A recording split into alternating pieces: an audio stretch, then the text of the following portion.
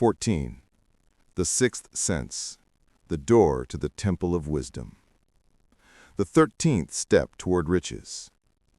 The 13th principle is known as the sixth sense, through which infinite intelligence may and will communicate voluntarily without any effort from or demands by the individual. This principle is the apex of the philosophy. It can be assimilated, understood, and applied only by first mastering the other 12 principles.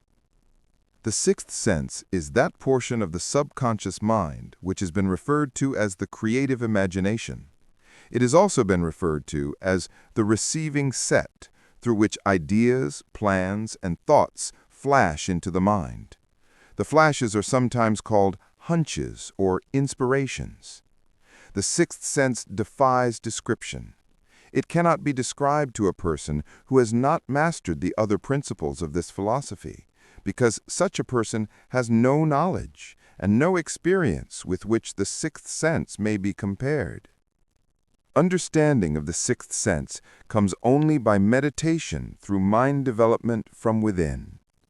The sixth sense probably is the medium of contact between the finite mind of man and infinite intelligence, and for this reason it is a mixture of both the mental and the spiritual. It is believed to be the point at which the mind of man contacts the universal mind. After you have mastered the principles described in this book, you will be prepared to accept as truth a statement which may otherwise be incredible to you. Namely, through the aid of the sixth sense, you will be warned of impending dangers in time to avoid them, and notified of opportunities in time to embrace them. There comes to your aid, and to do your bidding with the development of the sixth sense, a guardian angel who will open to you at all times the door to the temple of wisdom. Whether or not this is a statement of truth, you will never know except by following the instructions described in the pages of this book, or some similar method of procedure. The author is not a believer in, nor an advocate of, miracles, for the reason that he has enough knowledge of nature to understand that nature never deviates from her established laws. Some of her laws are so incomprehensible that they produce what appear to be miracles. The sixth sense comes as near to being a miracle as anything I have ever experienced, and it appears so only because I do not understand the method by which this principle is operated.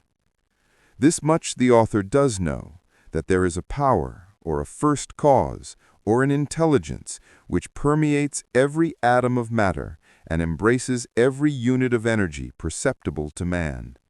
That this infinite intelligence converts acorns into oak trees, causes water to flow downhill in response to the law of gravity, follows night with day and winter with summer, each maintaining its proper place and relationship to the other. This intelligence may, through the principles of this philosophy, be induced to aid in transmuting desires into concrete or material form. The author has this knowledge because he has experimented with it and has experienced it. Step by step, through the preceding chapters, you have been led to this, the last principle. If you have mastered each of the preceding principles, you are now prepared to accept, without being skeptical, the stupendous claims made here. If you have not mastered the other principles, you must do so before you may determine definitely whether or not the claims made in this chapter are fact or fiction. While I was passing through the age of hero worship, I found myself trying to imitate those whom I most admired. Moreover, I discovered that the element of faith, with which I endeavored to imitate my idols, gave me great capacity to do so quite successfully. I have never entirely divested myself of this habit of hero worship, although I have passed the age commonly given over to such. My experience has taught me that the next best thing to being truly great is to emulate the great by feeling and action as nearly as possible. Long before I had ever written a line for publication or endeavored to deliver a speech in public, I followed the habit of reshaping my own character by trying to imitate the 9 men whose lives and life works had been most impressive to me. These 9 men were Emerson, Paine, Edison, Darwin, Lincoln, Burbank, Napoleon, Ford, and Carnegie. Every night over a long period of years, I held an imaginary council meeting with this group whom I called my invisible counselors. The procedure was this. Just before going to sleep at night, I would shut my eyes and see in my imagination this group seated with me around my council table. Here I had not only an opportunity to sit among those whom I considered to be great, but I actually dominated the group by serving as the chairman. I had a very definite purpose in indulging my imagination through these nightly meetings. My purpose was to rebuild my own character so it would represent a composite of the characters of my imaginary counselors. Realizing as I did early in life that I had to overcome the handicap of birth in an environment of ignorance and superstition, I deliberately assigned myself the task of voluntary rebirth through the method here described. Building character through autosuggestion. Being an earnest student of psychology, I knew, of course, that all men have become what they are because of their dominating thoughts and desires. I knew that every deeply seated desire has the effect of causing one to seek outward expression through which that desire may be transmuted into reality. I knew that self-suggestion is a powerful factor in building character, that it is, in fact, the sole principle through which character is builded. With this knowledge of the principles of mind operation, I was fairly armed with the equipment needed in rebuilding my character. In these imaginary council meetings, I called on my cabinet members for the knowledge I wished each to contribute, addressing myself to each member in audible words as follows. Mr. Emerson, I desire to acquire from you the marvelous understanding of nature which distinguished your life. I ask that you make an impression on my subconscious mind of whatever qualities you possessed which enabled you to understand and adapt yourself to the laws of nature. I ask that you assist me in reaching and drawing upon whatever sources of knowledge are available to this end.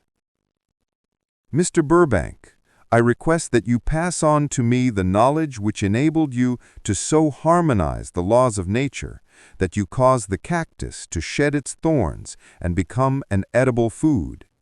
Give me access to the knowledge which enabled you to make 2 blades of grass grow where but one grew, and help you to blend the coloring of the flowers with more splendor and harmony, for you alone have successfully gilded the lily. Napoleon, I desire to acquire from you, by emulation, the marvelous ability you possessed to inspire men and to arouse them to greater and more determined spirit of action. Also to acquire the spirit of enduring faith, which enabled you to turn defeat into victory and to surmount staggering obstacles. Emperor of fate, king of chance, man of destiny, I salute you. Mr. Paine, I desire to acquire from you the freedom of thought and the courage and clarity with which to express convictions which so distinguished you. Mr. Darwin, I wish to acquire from you the marvelous patience and ability to study cause and effect without bias or prejudice, so exemplified by you in the field of natural science.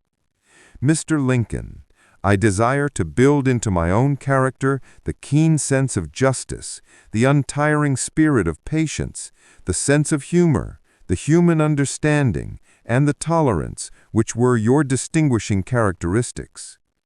Mr. Carnegie, I am already indebted to you for my choice of a life work which has brought me great happiness and peace of mind.